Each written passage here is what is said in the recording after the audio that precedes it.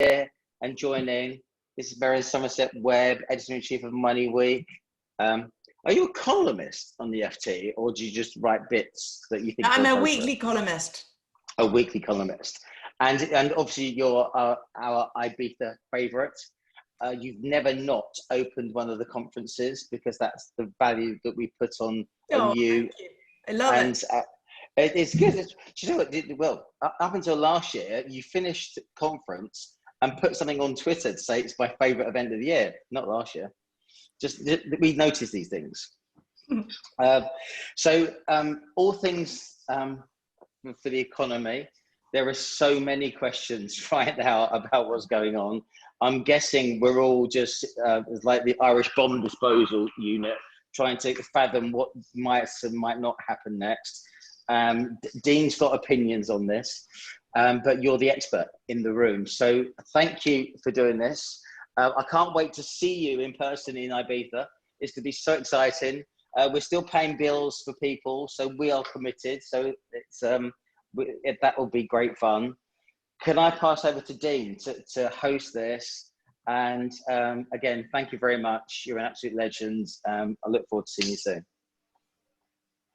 I really don't know what else there is to do. I think that was quite an introduction. Yeah, Merryn, you've had questions from Emma, so we've been around and we've condensed those because a lot of the questions are the same. Like as Gary said, you're the expert. If we can hand over to you, you can knit them together beautifully as you always do, and we'll sit back and listen. All right. Okay. Well, you sent me a pile of questions, so why don't I just run through what you've asked and see. I mean, the first thing to say on this is that you say I'm the expert. No one's expert here. You know, this is such a moving feast of data and policy that it's very hard to get a full handle on what's happening. You know, I don't think that we have ever before seen an environment where, and I'm not going to use the word unprecedented because pretty much everything in economics is precedented one way or another, but it's incredibly unusual to have a peacetime shutdown of an economy driven by not just one government, but by global governments. And we've had periods during this event when you've had 40% of the global workforce not working. Now, this kind of stuff is extraordinary, but it's also very different to a normal recession. I mean, you can't even actually call this a recession. We're hearing a lot from, you know, pretty much every economist and Bank of England, et cetera, person is saying, well, this is a recession and you're going to see GDP falling by X% or Y% or Z%, whatever it is. But it's not a recession. It's completely different because it's not driven by any of the things that a recession is normally driven by. There is, you can argue that the global economy is slowing down beforehand, and you can argue that we were setting ourselves up for another financial crisis anyway, but these are not the things that drove this.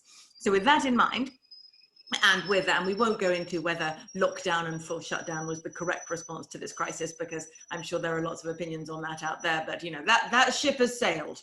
That happened. So given that the government decided to go for full lockdown, was their policy response to their own lockdown policy, there was their economic policy response, the correct one?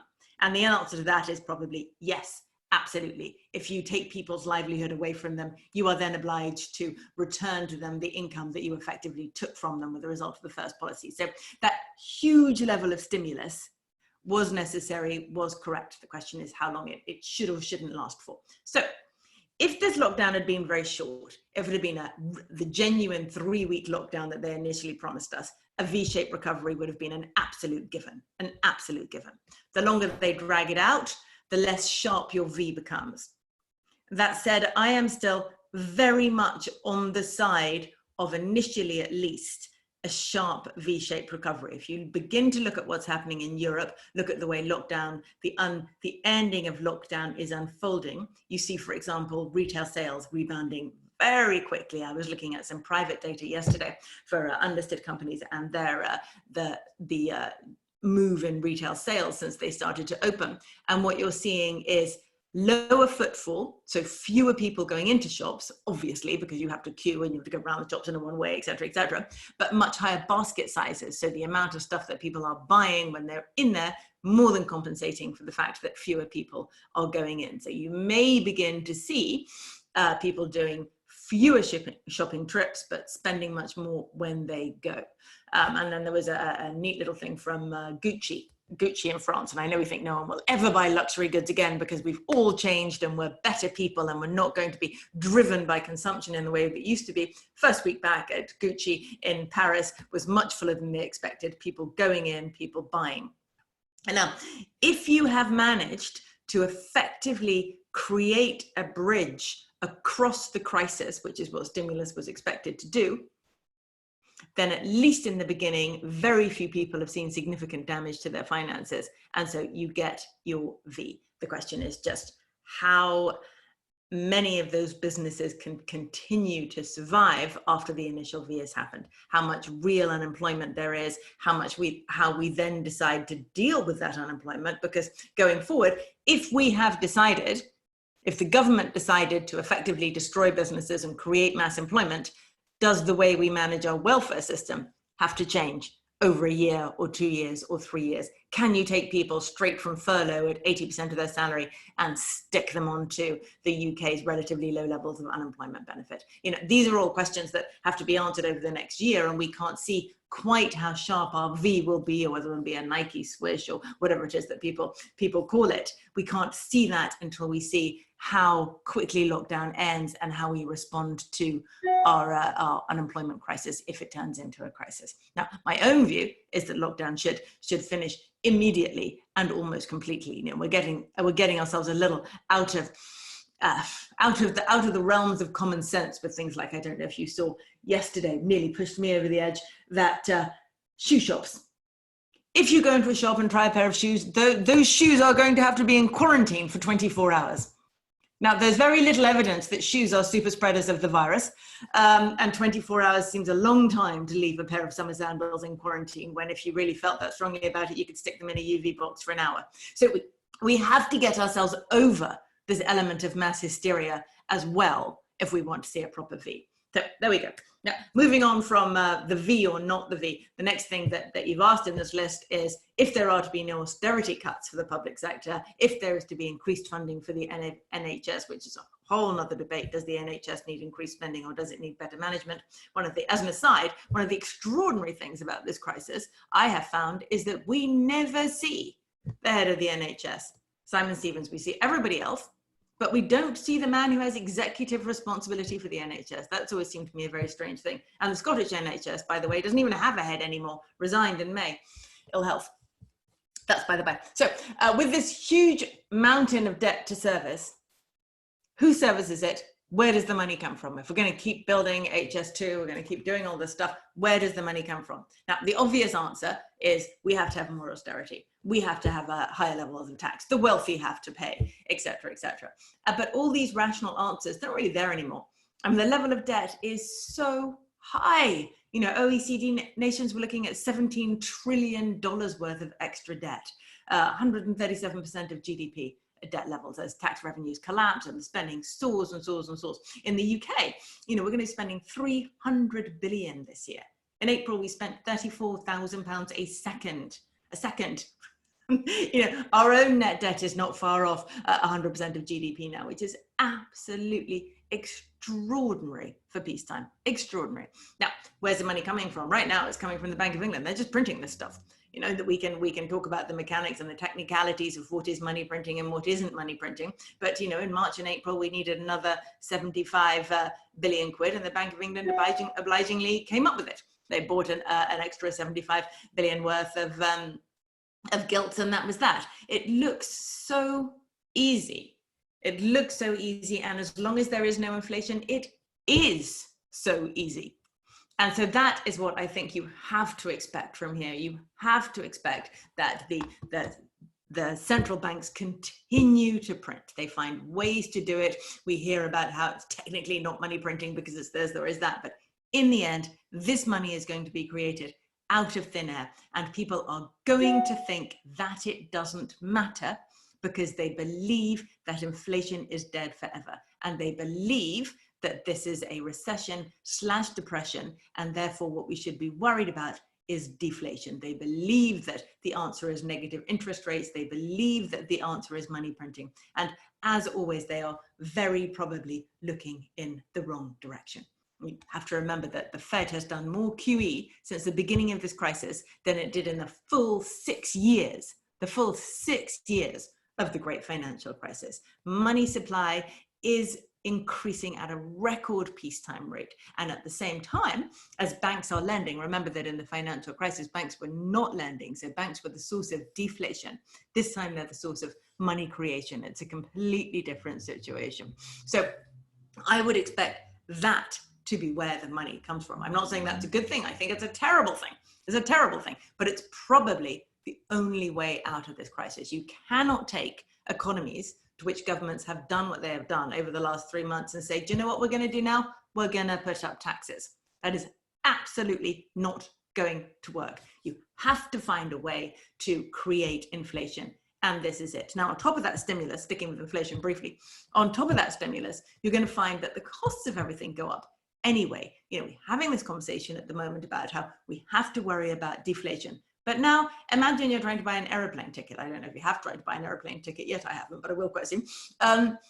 If airlines can now only use half of their seats, a third of their seats to make people feel comfortable, if it takes longer to get through an airport, if you go to a coffee shop or a restaurant and they can only operate at, say, half capacity, et cetera, they can't operate on the same price basis as they did before. So you have to think about this as less of a demand shock and more of a supply shock. The cost of everything that is supplied to us as a consumer good has got to go up. If you're a clothes shop and you have no changing rooms, you're going to sell less stuff than you did before because people can't try it on. If you only have 2 changing rooms, people aren't going to queue for hours. I suppose people do queue in some shops for hours in the past for changing rooms, but they're not going to queue for longer than they did before. So it's much harder to engage your customers if you're a bookshop. If you can only have a few people in browsing at once, you're going to sell less of the stuff you sell. It's going to have to be more expensive. So the supply chain becomes more expensive. Productivity falls. And so in that sense, you should, I think, see inflation coming through the supply side as well as the demand side. And anyone who doesn't expect that to happen is looking in the wrong direction, as people pretty much always are when those kind of things happen. Everyone's looking in the wrong direction. That's the thing to worry about. We'll get onto investment in a tick, I think, but if you're looking at your portfolio, you're looking at your pension, you're thinking about how you should be investing, you should probably be looking in the other direction to the majority of people you're normally listening to and thinking about how to protect yourself long-term from inflation rather than deflation. And we all know the answers to that because I think I give them to you every year. Right. The other part of inflation and the supply chain brings us on to the next thing that everyone wanted to ask was, will COVID-19 be speeding up protectionism? Will it be speeding up maybe the decline in the rate of change of globalization? And the answer to that is, I think, probably yes. You know, one of the fascinating things about COVID, for me anyway, is the way that everybody talks about it as though it is creating change. You know, Larry Summers, who writes in the FT occasionally, pretty much always with some kind of extraordinary nonsense. Anyone who has time might go and look up a wonderful column that Larry Summers wrote last year about his summer holidays. I may even have brought it with me to your conference last year to show you how very wrong people who think they're very right can be. Anyway, his new thing is that COVID is the hinge of history. And when we look back, we will see COVID as being the great turning point in the way we run our economies. That's absolute nonsense, absolute nonsense. COVID will change very little in a dramatic way. What it will do will simply exaggerate and speed up trends that were already there. Now, if you listen to me speak in Ibiza last year, you listened to me speak the year before, I think on both occasions, I talked about the new Cold War, the decoupling of America and China, the shift away from very long supply chains, the need to create security inside supply chains, the huge rise in defense spending from China, et cetera, et cetera. All the things and give us the ingredients for long-term shift apart rather than shift together. For the last 20 years, we've seen China and America coming together, and now we're seeing them, for very good reason, beginning to pull apart. Now, all COVID does is makes that dynamic more obvious to people who aren't intimately involved in this kind of thing, and makes more companies think, well, do you know what, hang on a tick, that supply chain's too long, that supply chain is too complicated, that supply chain isn't secure, and it makes governments go, well, hang on a tick here.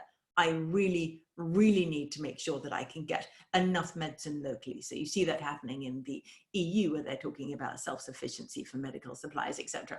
You see that happening here, and you most certainly see it in America, where one of the trade experts recently said they wanted to move away from this idea of reflexive offshoring, that the automatic thing to do if you want to get stuff cheap and get stuff of reasonable quality is to offshore it. That assumption is changing. The assumption now, I think you will find, is that you should do something onshore unless there's a reason to do it offshore, rather than you should do it offshore unless there's a reason to do it onshore. And that, it sounds like a small shift, but it's a huge shift. So does this speed up protectionism?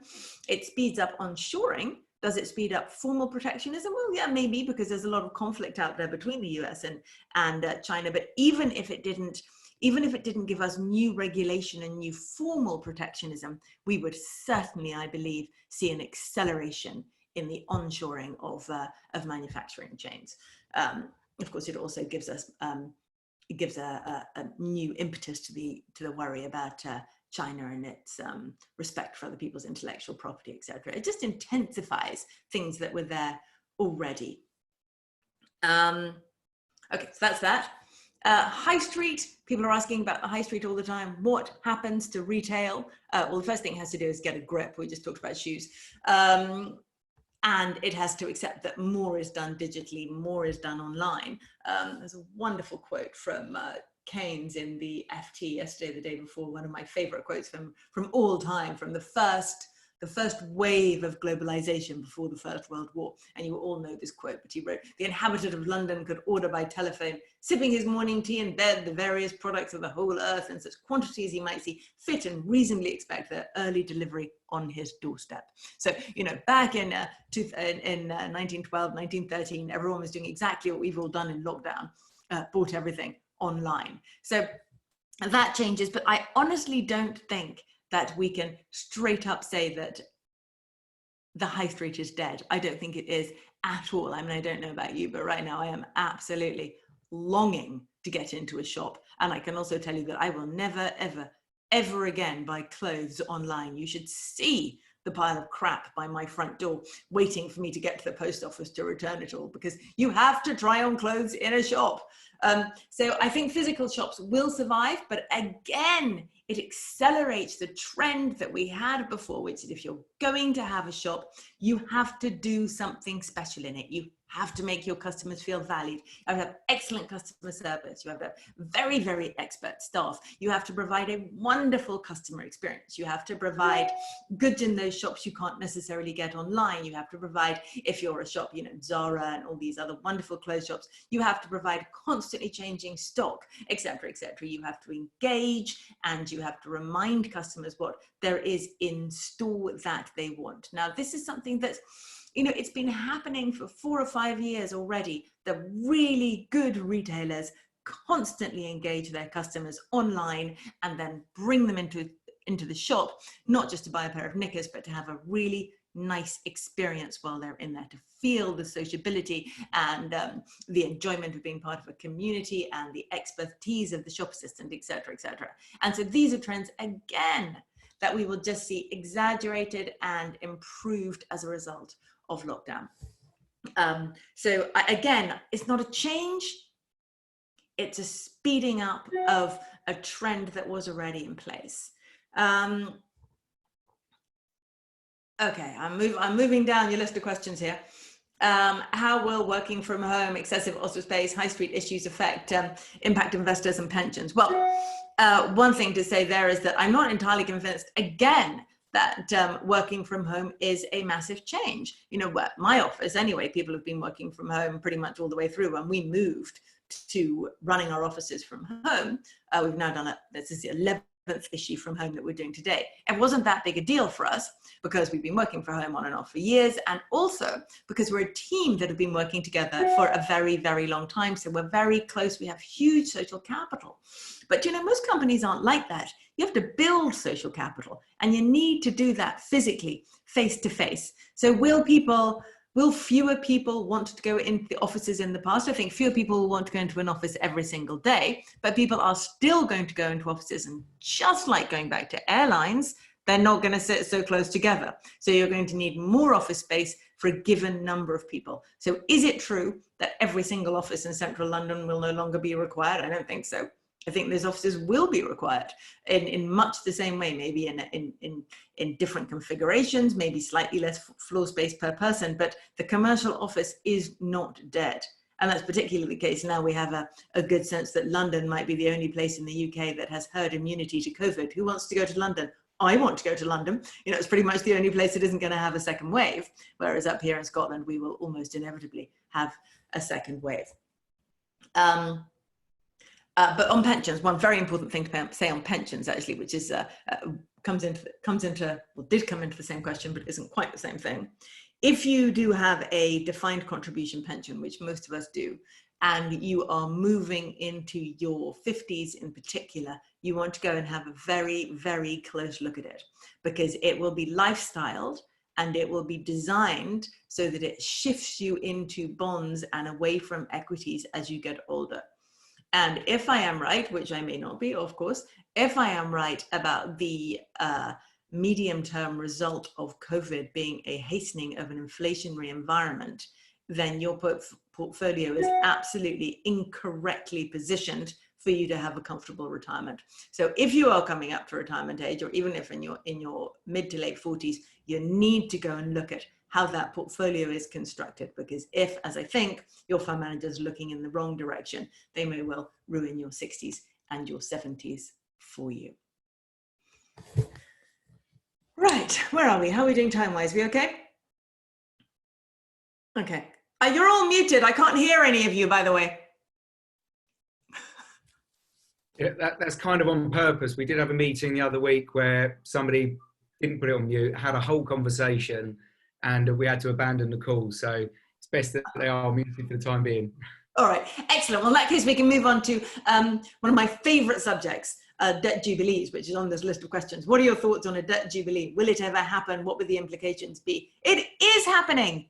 This is the thing. When we talk about these events, we assume that they're huge and obvious, and that something like a debt jubilee is grand and exciting, and everyone can see it, and it has political ramifications, etc., etc. But in fact, most changes are small and marginal, and you don't notice them, but they're there. So take student loans in the US. Everyone just got 3 months off their student loan. That's not added on the end. It's just gone. And student loans in the US are time limited. So that means that everyone who has a student loan has just had a tiny little jubilee. Not enormous, but it's a jubilee. They've had some of their debt cancelled. Now, sticking in the US, look at the payments to the unemployed in the US. Now, unemployment benefits in the US are notoriously ungenerous and short term. In normal times, $300-400 a week. But during this period, they're not time limited anymore, and you get an extra $600 a week. So if you're unemployed in the US now, you're getting $900 a week. That's real money, right? And on top of that, you're getting the one-off emergency pandemic payments in the US, which I think are $1,200 per adult, and maybe $500 or $600 per child per household. So you're getting a serious amount of money. A lot of the unemployed in the US at the moment are making more money now, quite a lot more money, than they would have made when they were employed. Now that is effectively a Steve Keen style debt jubilee. Steve Keen is an Australian economist who's very, very keen on the idea of jubilees. And he always says that the way to do it is to ignore who has debt and who doesn't have debt. Because if you only give money to people who have debt, it's terribly unfair. So what you should do is give everybody a large amount of money. And then if you have debt, you're obliged to use it to pay down debt. And if you don't have debt, you can just keep it. And that's a one-off rise in the money supply and a one-off rise in probably in inflation, but at least it deals with the debt. Now, this is very similar to that. You've given the people most likely to have debt, but without it being connected to their debt, a large-ish sum of money, given them nowhere to spend it, and hence given them an opportunity to sort out their household finances. Now, that's not the kind of thing that you think about when you think about a debt jubilee. You're looking for something way more dramatic, but it's still the same thing. And move to the UK. Okay, anyone who wants it, at the moment it's 1.8 million people have applied for this, can get a 3-month mortgage holiday, now extended to 6 months.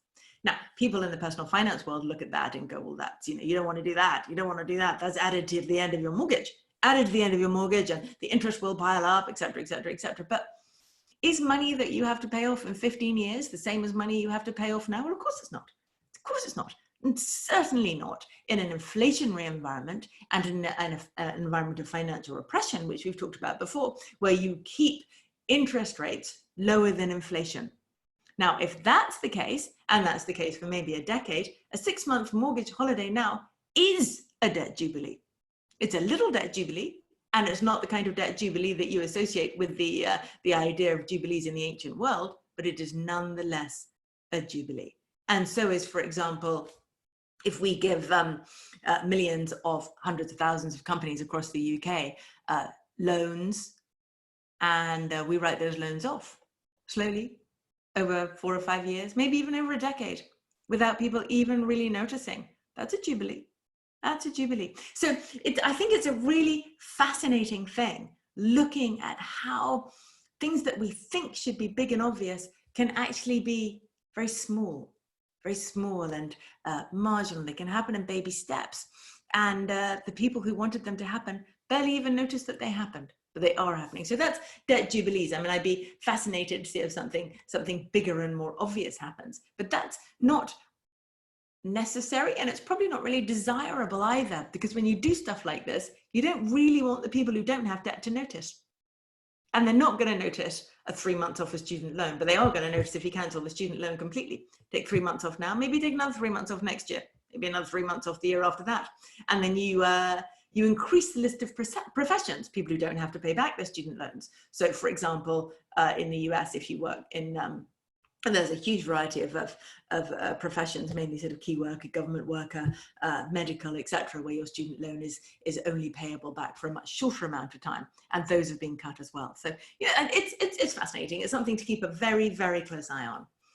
Right, I'm moving on to the last question on the list, which is what are the 3 biggest positives we can take away from this period? And I love the idea that there could be positives from this. That might be one, what we've just discussed. There's slight fall in debt and the secret jubilees. Some people may have rebuilt their personal finances. But apart from that, I have to say, I find it quite difficult to find upsides in this. It might have been lovely if you've been furloughed for 2 or 3 months and family time, etc. But big positives. University being rethought, that may be a good one. We may see some of our oversupply of universities go to the wall. We may see our students begin to kick up about the insane cost of not getting much for their education. We might begin to see that it's quite important not to have too many arts graduates in charge of us, and that a good graph of statistics and maths is not necessarily a bad thing. Perhaps we'll begin to see a new interest in non-siloed government. So possibly one of the, I'm sure everyone has read Gillian Tett's wonderful book, Silos. And if you haven't, you really should, because one of the things that we've seen here over the last few months is an astonishing amount of siloing. Scientists here, economists here, government here, and very little cross-fertilization of ideas between them. And if we had a proper conversation between behavioral economists and scientists, and between, say, virus-related model makers and financial model makers, we may never have ended up quite where we are. So, I would like to think that this would drive more cross-fertilization. I think it's unlikely. The other thing I would quite like to see come out of it, but again, I think is unlikely, is an ability for governments to act a bit more like markets. So to find a way to, how markets constantly reprice themselves as they get new information. So, if we learn new stuff, markets reprice, change the way we react. Governments don't seem to be able to do that. So all the way through this process, as we have learned more and more about, for example, the virus and the way people behave in a stimulus environment, the way people behave under furlough, the way people behave given government instruction, etc. A market would have changed advice, would have repriced on the basis of that, and governments don't seem to have. And that seems to me to be a massive failing in government that it would be wonderful to address, and that's not a positive, is it? No. So I can't come up with any wonderful positives from this. I would love it if somebody else could. Dean? Well, I think from productivity, and I'd say within our group, people value their jobs a little bit more than they did before. Many of the businesses that have furloughed some of their staff have seen the others pick up the slack, where maybe in the good times they've been operating at 60 or 70%, and they've actually stepped up. And I think people have learned more about themselves, their businesses. They've concentrated more on a return on investment in their businesses, and they're making better decisions as business leaders. So there's been some positives in the group that way. Yeah. We're yet to see how much that supply side will come back and how quickly, to see whether or not there's that rebound in business. A question I've got is more Brexit related now, because obviously it's been out the press, whether that gets kicked back, and whether or not now with the protectionism or looking at being self-sufficient in certain areas, that puts the UK in a much stronger position via a trade agreement or whatever comes out of this Brexit negotiation. I don't know if we're in a stronger position as a result of that, but we're definitely in a stronger position than we were, simply because, you know, we are so firm on it now. You know, there's no longer any jitteriness or any muttering about it. You know, maybe we can extend the transition, maybe we can this, maybe we can that. You know, it's very obvious that our negotiators now, they're not giving in at every stop. And you know, the Cummings business may affect the popularity of the government a little, but nonetheless, there's still a whopping great majority there, which will work firmly towards Brexit. So I feel pretty confident about Brexit at the moment, and I'm still hoping that we'll just get a straightforward free trade agreement in the Canada style, which is what, you know, I think we all wanted 3 years ago, and may now finally be coming to fruition. And of course, the other thing about it is that there's less discussion about the short-term economic downsides of Brexit at the moment, because there are so many other major economic downsides to worry about, that the odd 0.5% here or there of GDP, if there's a Brexit mess up, is sort of barely relevant.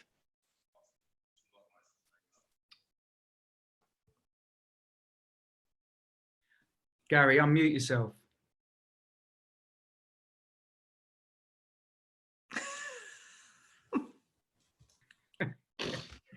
Gary. He's still talking. It's down the left-hand corner. Emma, can you unmute Gary? We've been trying to do this to him for years, and now.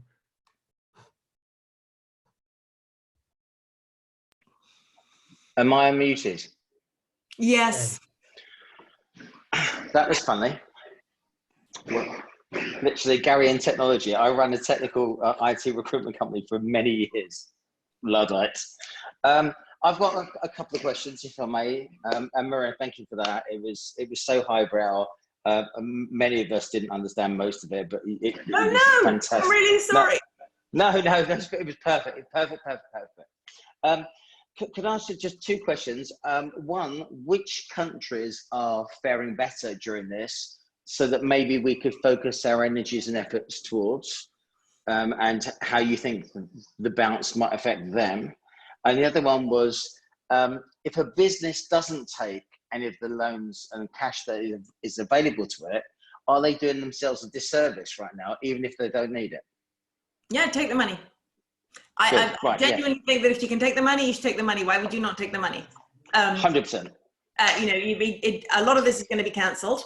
A lot of the debt will be cancelled in the end, one way or another, and either formally cancelled in another kind of sort of secret little jubilee, or cancelled by inflation. One way or the other, that debt, I doubt, is going to hang around long term. If you could get a grant and you haven't taken it, why would you not take it? So yeah, take the money, absolutely. Who's done well? Sort of depends how you look at it. I mean, I think one of the answers here is that this virus seems to have a process and cycle of its own. So in the main, when we look back, we will find that it cycled through pretty much every country in more or less the same way. I'm losing you all. No, there you are. So in terms of managing the virus, most countries have done much the same. The one country that's done very well at managing the virus is Japan.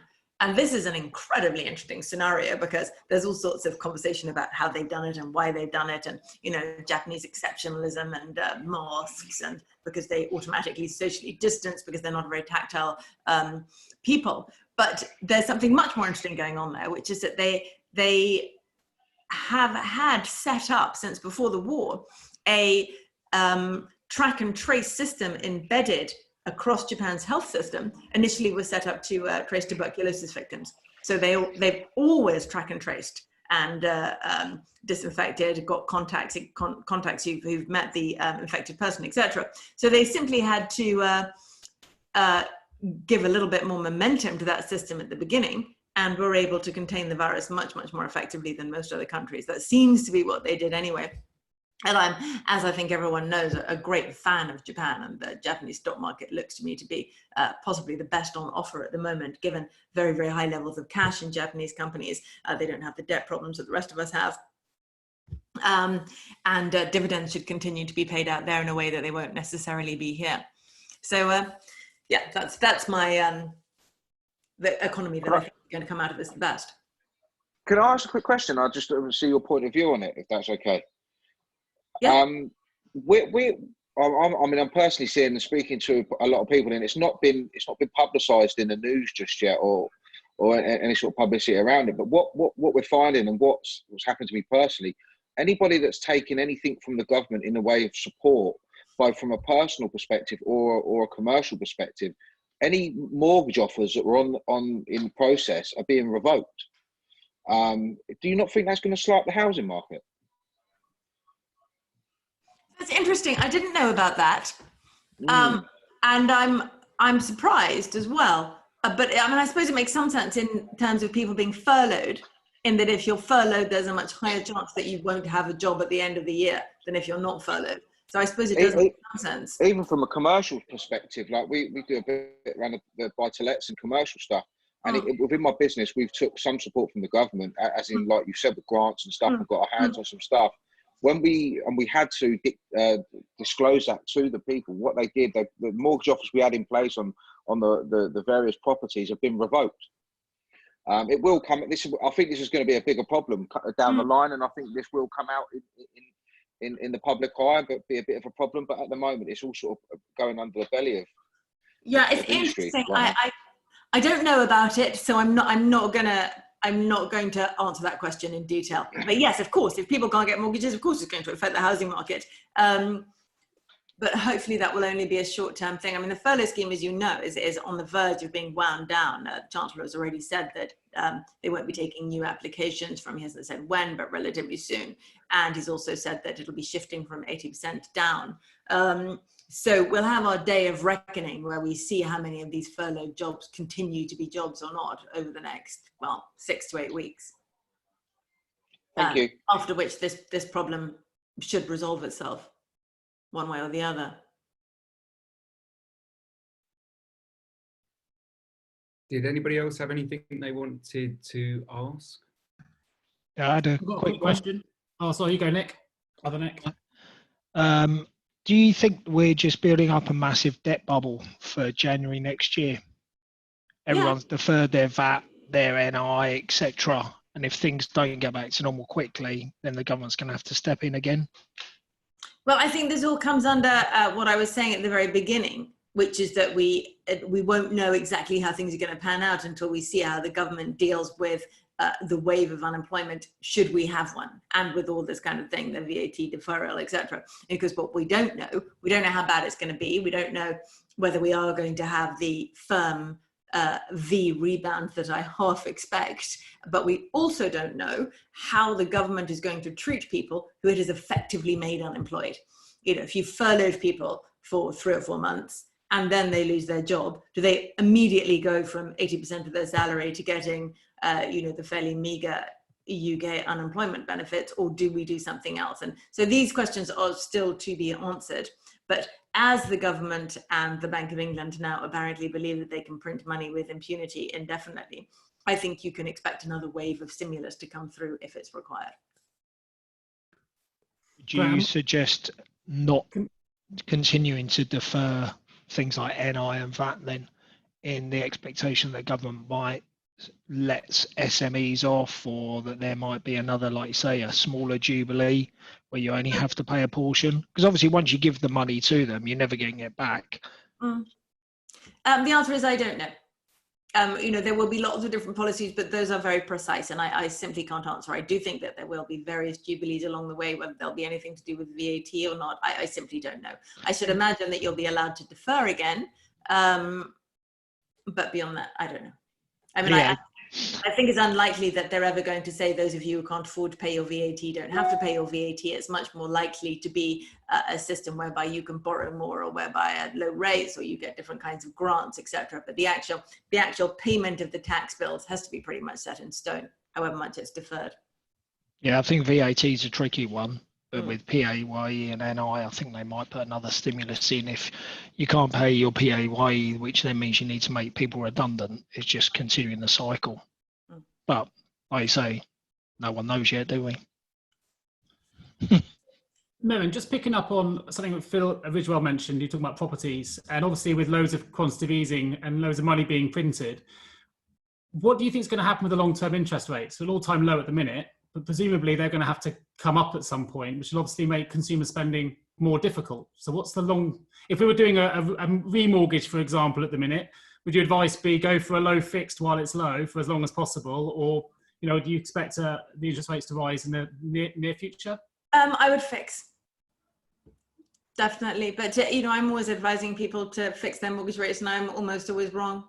Because interest rates just keep going lower and lower, and there is now talk, as you know, of rates going negative in the UK. But if they do, my own guess is it'll be fairly short term.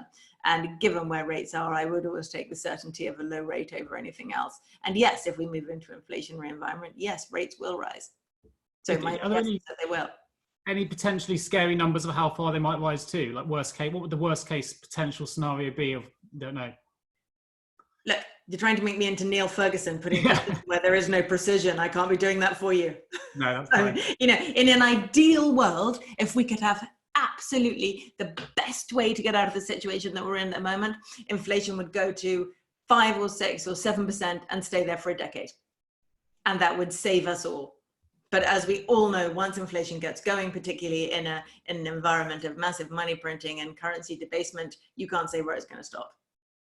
So, we should all pray for inflation at 6 or 7% for a decade or so. And then all of our problems or financial problems go away.